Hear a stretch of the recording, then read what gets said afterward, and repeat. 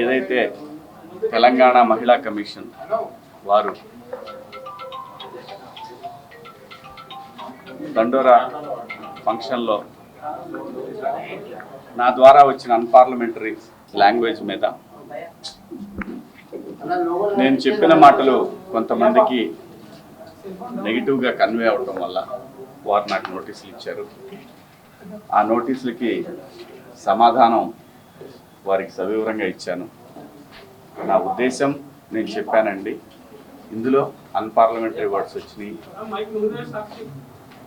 అలాగే మేడం గారు ఇప్పుడు నేను వచ్చాను కాబట్టి నా వైపు నేను మాట్లాడుకోవచ్చు.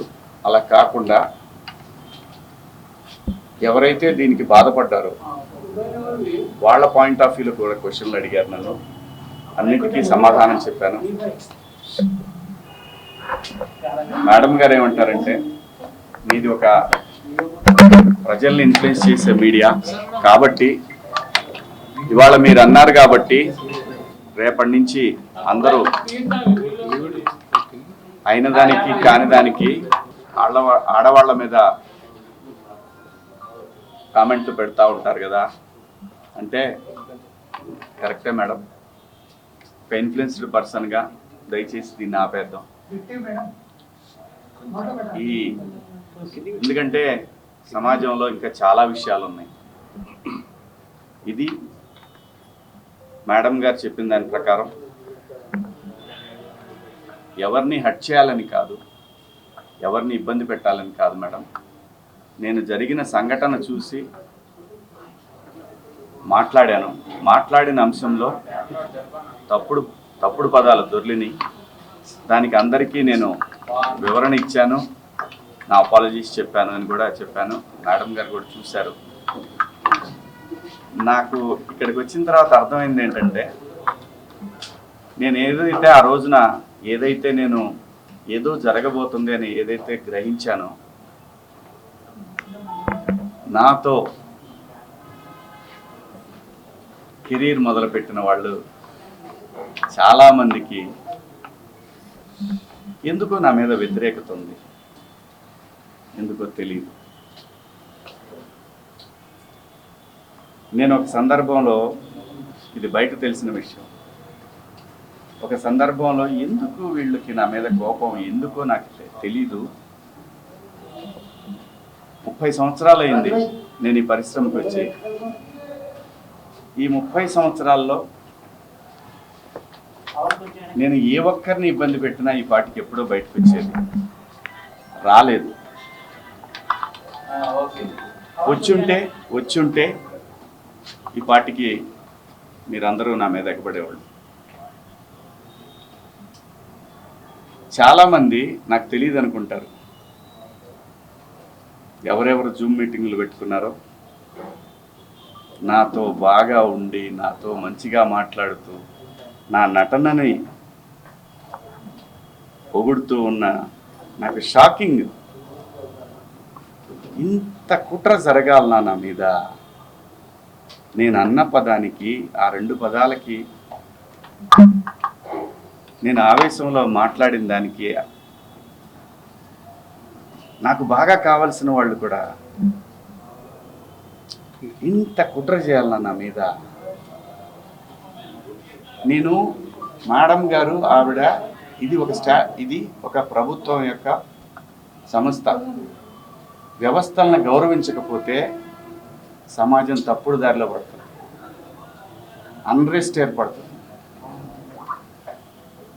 ఆవిడ చాలా హుందాగా, చాలా గౌరవంగా ఈ వ్యవస్థను నడిపిస్తూ ఉన్నారు. ఒక బిడ్డకు చెప్పినట్టు చెప్పారు, ఇది ఇలా తప్పు. నేను అడిగింది ఒకటే మేడం గారిని, మేడం గారు మీరు మీ డ్యూటీ చేశారు, మీరు చేసిన దానికి నేను గౌరవంగా నేను వచ్చి ఒక పౌరుడిగా నా బాధ్యత నేను నిర్వహించాను.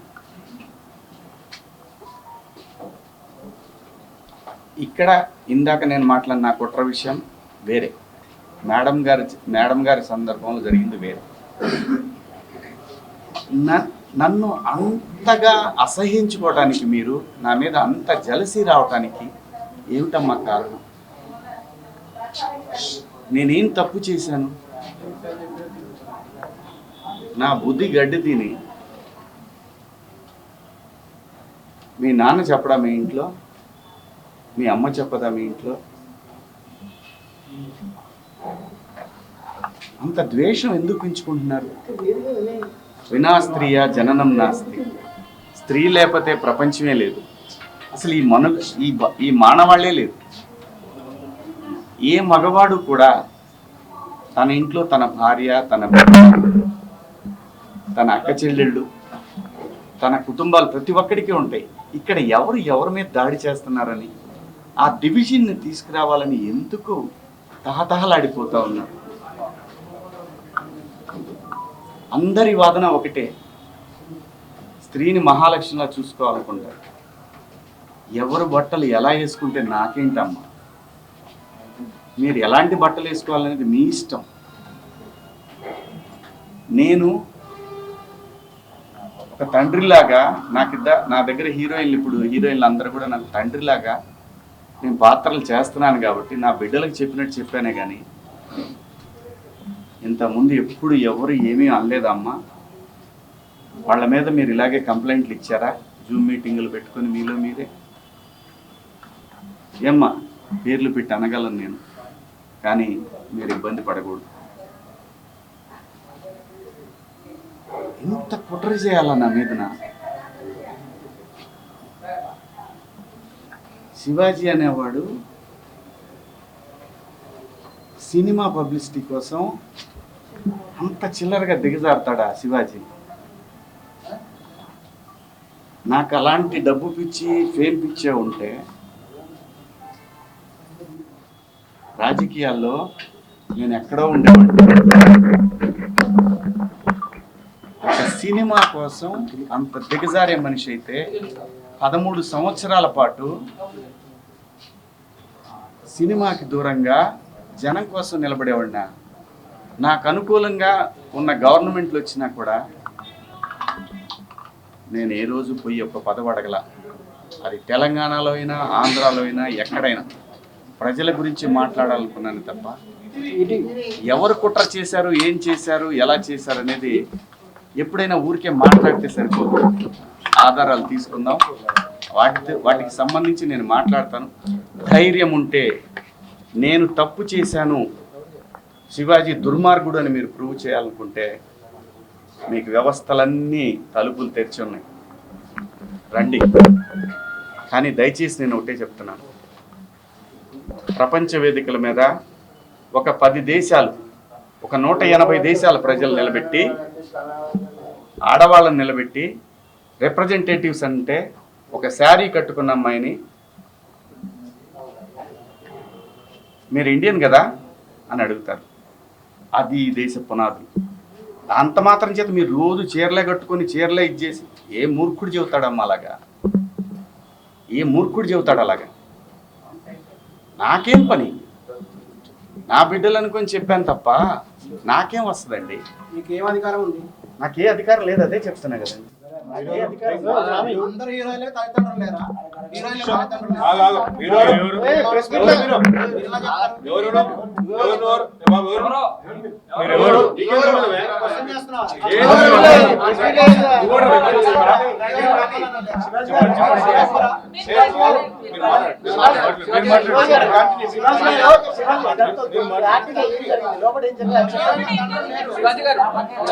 ఈ రోజుతో విచారణ ముగిసిందా?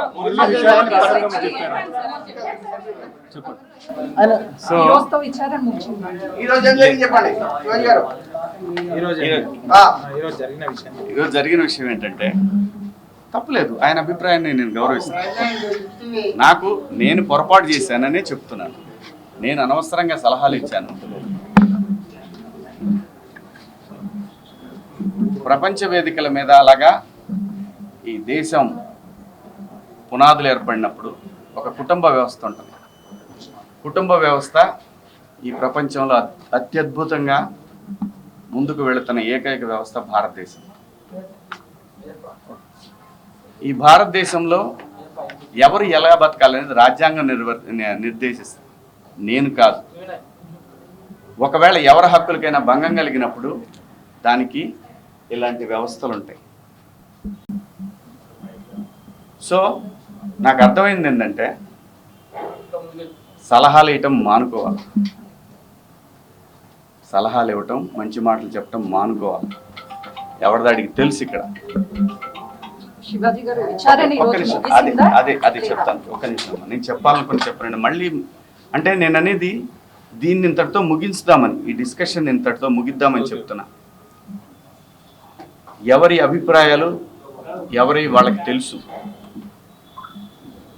ఇక్కడ మంచి మాటలు చెప్పాను, చెడ్డ మాటలు చెప్పాను అనే దానికి బ్యారియర్ లేదు. Very clear. నేను వాళ్ళు అడిగిన వాటికి సమాధానాలు ఇచ్చాను.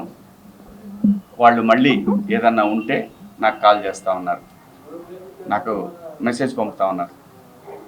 నేను అన్నాను, నా వల్ల ఎవరన్నా ఇబ్బంది పడినాన్ని మీకు నేను ఇబ్బంది పెట్టానని మీకు ఎవరన్నా డైరెక్ట్గా వచ్చి కంప్లైంట్ ఇస్తే అప్పుడు కూడా నేను వచ్చి మీకు సమాధానం చెప్తాను మేడం అని చెప్పి. థ్యాంక్ యూ అండి. కనిపిస్తుందండి. సో అపాలజీ చెప్పారు, కానీ ప్రకాష్ రాజ్ మాత్రం ఇప్పటికీ చెత్తగా మాట్లాడాడు. శివాజీ ఆడవాళ్ళ పట్ల గౌరవమే లేదు అని చెప్తున్నాడు. ఏం చెప్తారు మేడం? నేను ఇంకా చూడలేదు, చూసినాక చెప్తాను. సార్ మీరు ఇచ్చిన ఎక్స్ప్లెనేషన్ తోనే ఇప్పుడు ఈ మహిళా కమిషన్ యాక్సెప్ట్ చేశారు సార్. మీ మాటలకి కట్టుబడే ఉన్నారా? కేవలము 2 మాటలే పొరపాటుగా అన్నాను అన్నది మాత్రమే వెనక్కి తీసుకుంటున్నారు. వాళ్ళకి ఏవైతే నచ్చలేదో వాటికి నేను క్షమాపణ చెప్పాను. నేను ఇచ్చిన స్టేట్మెంట్ అలాగే ఉంది కదా, దాన్ని నేను వెనక్కి తీసుకున్నది ఆగుతుందా? కాదు కదా. నేను మంచి చెప్పటం తప్పు అనేది నాకు అర్థమైంది. మీకు సోషల్ మీడియాలో విపరీతమైనటువంటి సపోర్ట్ కూడా చాలా పెద్ద. నేను అనేది ఒకటే,